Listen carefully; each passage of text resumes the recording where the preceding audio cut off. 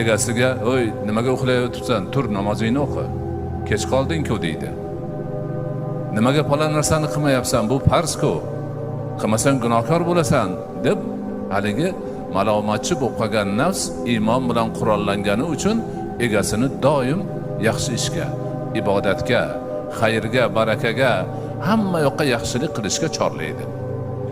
Ana endi o'sha malomatchi nafsini malomatini e'tiborga olib, banda o'zini o'ngmasa, ibodatini o'rnida ado etsa, shariat aytgan narsalarni qilsa, butun mavjudotga yaxshilik qilib yomonlikdan tiyilsa, keyin tarbiya topib borib insonni qalbi nima bo'ladi? Nafsi mutmainna bo'ladi, xotirjam bo'ladi. Buncha narsaga e'tibor bermaydigan, faqat Alloh bilan birga bo'ladigan holatga aylanadi.